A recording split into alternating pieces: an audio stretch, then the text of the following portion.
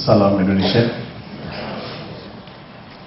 Teman-teman, kalau kita bicara soal budaya tadi, budi pekerti adalah bagian dari budaya kita.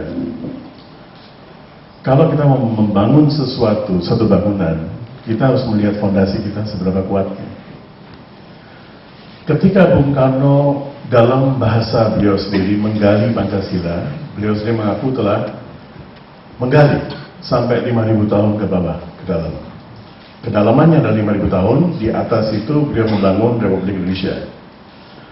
Bahwasanya ada perjuangan, ada yang melawan Belanda, melawan penjajah untuk kemerdekaan, kita semua tahu, ada Teguh Umar, ada Pangeran Diponegoro, tapi regional, sporadis. Bung Karno adalah manusia pertama yang membawa seluruh bangsa ini untuk mendeklarasikan kemerdekaan. Di situ kita melihat nilai-nilai budaya itu yang menjadi perekat bangsa kita. Dan nilai-nilai budaya ini yang tadi oleh Gusti Pangeran dikatakan tergilas oleh modernisasi. Maaf, saya tidak setuju. Tergilas oleh agama dan nilai-nilai asing. Entah itu nilai Arab, entah itu nilai dari India, entah itu nilai dari Cina, tergilas oleh itu. Dan ini kita harus mendeteksi problemanya. Kalau kita tidak mendeteksi problemanya dan kita masih menggunakan bahasa sara lah apa, kita tidak akan pernah mencapai. Kritikan saya terhadap kita semua, kita adalah satu-satunya bangsa yang memiliki orkestra yang lengkap yang digunakan oleh Keduri Cinta. Gamelan itu orkestra yang terlengkap di seluruh dunia. India tidak punya orkestra yang lengkap. Pinjam dari Turkistan, pinjam dari Afghanistan, tablanya, apanya. Banyak sekali negara yang peradabannya cukup kuat, lama, tetapi tidak memiliki orkestra yang lengkap. Membuat gudeg kelihatannya simpel sekali. Tapi membuat gudeg ini melalui satu proses yang luar biasa. Bagaimana orang Indonesia bisa membuat gudeg? Bagaimana orang Indonesia bisa menciptakan motif-motif batik? Tadi Gusti Pangeran mengatakan, kita pernah mengekspor rempah-rempah kita sampai ke Madagaskar dan menggunakan maskapai kita sendiri. Beberapa tahun yang lalu kita terbawa oleh euforia bahwa Cheng Ho datang ke sini dan membawa budaya. Nonsense. Cheng Ho datang ke sini untuk mengepung kita. Dia membawa 21.000 jang armada. Penduduk, coba lihat di bagian demografi, lihat di lembaga statistik Indonesia. Penduduk Trawulan waktu itu 15.000 kakak.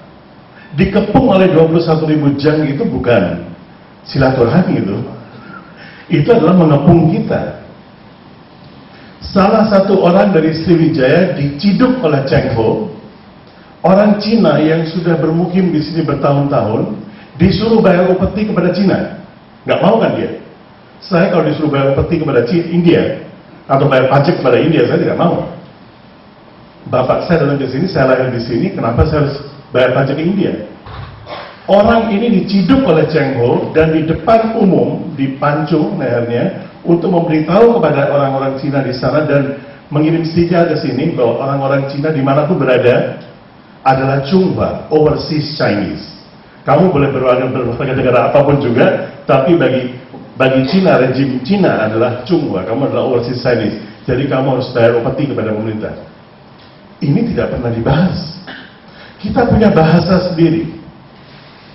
Kita punya bahasa sendiri. Kenapa salam kita pakai bahasa Arab? Tolong jangan anggap ini sebagai sentimen agama. Assalamualaikum itu adalah bahasa Arab, bukan bahasa agama. Saya pernah berhubungan dengan orang Kristen di sana, berhubungan dengan orang Yahudi di sana, juga Assalamualaikum. Saya pernah jual barang ke Riyadh, saya bolak-balik ke Riyadh, Assalamualaikum, yang beli belanja orang Yahudi kadang-kadang. Assalamualaikum bukan bahasa agama, tapi bahasa Arab. Om Swastiastu adalah bahasa Sanskerta. Namaste adalah bahasa India. Kenapa kita tidak menggunakan Sampurasun? Kenapa kita tidak menggunakan Rahayu? Kenapa kita tidak menggunakan Salam Indonesia? Jadi komitmen kita terhadap budaya itu setengah-setengah. Karena setengah-setengah itu, coba sekarang lihat kritikan saya terhadap pemerintah. Tadi Ibu Hasna sudah mengatakan ini bukan personal kepada Departemen Pertahanan, karena saya kira satu-satunya menteri yang sadar dalam kabinet kita itu adalah Menteri Pertahanan. Satu-satunya menteri. Saya pernah bicara dan juga dengan Pak Budi Susilo. Beliau juga pernah datang ke tempat kita. Tolong sampaikan salam hormat saya kepada beliau juga. Ini adalah orang-orang yang ngerti soal budaya. Ketika saya bertemu dengan beliau mengatakan yang kita butuhkan adalah pertahanan nirmiliter. Dan itu yang sedang kita lakukan, sedang dilakukan oleh Cak Nun sekarang ini. Ini dalam rangka pertahanan non-militer.